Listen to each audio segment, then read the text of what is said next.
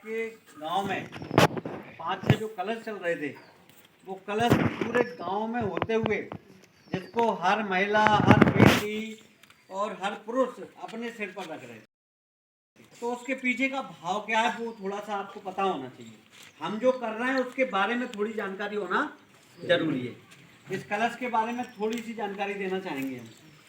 ये कलश जो है ना, आप सबको पता है कि 22 जनवरी को भगवान राम मंदिर की प्राण प्रतिष्ठा होने जा रही है। जानकारी है कि नहीं है? सबको है ना? तो 22 जनवरी को भगवान राम जो है ना, एक फटे हुए टेंट से महल में जाने वाले हैं। अब जो है ना, अब जब वो महल में जा रहे हैं तो अब हम सब की भी कोई जिम्मेदारी बनती है। 22 जनवरी को प्राण प्रतिष्ठा में जो अक्षत उपयोग में आने वाले हैं, जिन जो भूमि पूजन में उपयोग में आए थे और अब प्राण प्रतिष्ठा में उपयोग में आने वाले हैं, उन अक्षतों को आपने सिर पे रखा है। ये कोई सामान्य कलश नहीं था। ये कोई वैसा कलश नहीं है जो हम हमेशा रैली या जुलूस में निकालते रहते हैं। ये भगवान राम का वो कलश है जिससे भगवान राम की प्राण प्रतिष्ठा होने जा रही है। तो आप सब वो भाग्यशाली लोग हो जिन्होंने भगवान राम के उस कलश को सिर पे रखा है। आपको पता है कि उस समय जब भगवान राम 14 वर्ष के लिए वनवास गए थे, राम को पता है आपको, पहले तो राय तिलक होने वाला था, लेकिन एक ही दिन में उनको 14 वर्ष का वनवास हो गया था।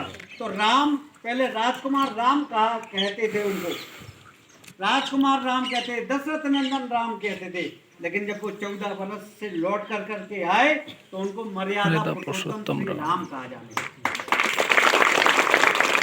मर्यादा पुरुषोत्तम भगवान राम बड़े ही सहज रूप में बने। हम सब लोग, आप सब जी माता हमारी खड़ी हुई हैं, यहाँ भी सब लोग खड़े हुए, सब चाहते हैं कि मेरा बेटा राम जैसा होना चाहिए। चाहते हैं कि नहीं? लेकिन अपने बेटे को वनवास देना चाहते हैं क्या? कोई नहीं चाहते। तो वो वनवास नहीं था, वो तप था। आज भी कई माताएं बहनें अपने बच्चे को पढ़ाई के लिए दूर भेजती हैं, काम करने के लिए वो बेटा दूर जाता है।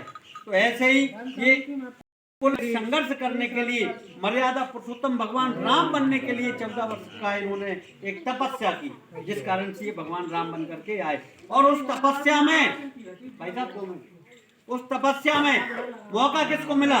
उस तपस्या में भगवान राम के साथ में काम करने का मौका उन बंदरों को मिला, भालुओं को मिला और माता सबरी को मिला। उन्होंने एक मित्र बनाया, निषाद राज को मिला, उस केवट को मिला जिन्होंने उसको नैया पार कर दिया। और वो भी कितना भाग्यशाली था और चतुर था। उन्होंने कहा, भगवान मैं आपको ये गंगा जमुना पार करा दे, आप मुझे भव से पार करा। तो ये चतुराई ये सब लोगों में है, आज भी है। और ऐसे चतुर लोग जो हैं कि वो हम सब हैं। क्यों है? क्योंकि हमने उस कलश को सिर पर रखा। अक्षतों को सिर पर रख करके यहाँ पूरे नगर में, पूरे गांव में हम लोग घूमे। तो पहले वो लाभ, वो मौका, वो सौभाग्य उन बंदर भालुओं, निषाद राज और माता सबरी, आज हम सबको मिल रहा है वो मौका। आज हम मनुष्यों को मिल रहा है वो मौका। आज इन माताओं, बहनों और बेटियों को मिल रहा है वो मौका। क्योंकि ये सौभाग्य हर किसी के भाग्य में नहीं होता। भगवान राम वर्षों तक, ये हमारे 550 साल की तपस्या है। 550 साल बाद हमारे भगवान आज एक फटे हुए टेंट से लेकर के आज कहाँ जा रहे हैं? महल में जा रहे हैं। तो ये सौभाग्य हमारा क्यों है? क्योंकि हमसे पहले की जो पीढ़ी है, हमारे बाप दादा जो थे, जो परदादा थे, उन्होंने भगवान राम टेंट में देखा था कि नहीं?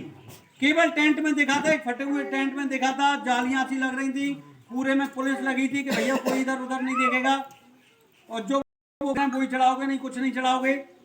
ऐसी ही कंडीशन में भगवान राम को हमारे बाप दादाओं ने देखा। और हमसे आगे आने वाली जो पीढ़ी होगी वो भगवान राम को एक अच्छे महल में देखेगी कि नहीं? आज के बाद जो भी पीढ़ी होगी, हमारे बेटा बेटियां जो भी आगे आएंगे, वो भगवान राम को काय में देखेंगे? महल में देखेंगे। अब महल में देखने के बाद केवल आप ही और हम वो पीढ़ी हैं जिन्होंने भगवान राम को टेंट में भी देखा, जिन्होंने भगवान राम का मंदिर बनते हुए भी देखा, और जो भगवान राम को महल में जाते हुए भी देखेंगे। है कि नहीं ये सौभाग्यशाली? आप और हम कोरोना से क्यों बच रहे हैं? क्योंकि वो विधाता ने तय कर रखा है कि आपको राम का काज करना है। केवल राम के काज के लिए हम लोग जीवित हैं। नहीं, कोरोना जैसी महामारी में देश के देश मिट गए।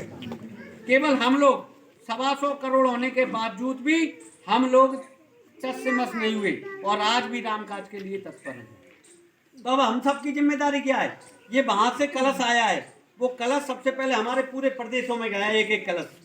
उस एक कलश से, जैसे हमारे यहाँ भोपाल में आया एक कलश, भोपाल से फिर हमने 52 कलश तैयार किए, सारे जिलों में 51-52 कलश तैयार किए, वो पूरे जिलों में पहुंचाने के लिए। ऐसे ही एक कलश कहाँ आया? हमारा शिवपुरी में आया। शिवपुरी में जो कलश आया, उस कलश से अपन क्या करते हैं, प्रसाद लाता है ना, भोग कितना सा लगता है, एक दोना में लगता है भगवान को, लेकिन हम इतना सारा प्रसाद कैसे बना देते हैं? उस भोग को उस सामग्री में मिला करके प्रसाद बना देते हैं। ऐसे ही इस कलश का है, जो कलश वहां से आया, उन अक्षतों को और अक्षत में मिलाकर और कलश तैयार किए गए।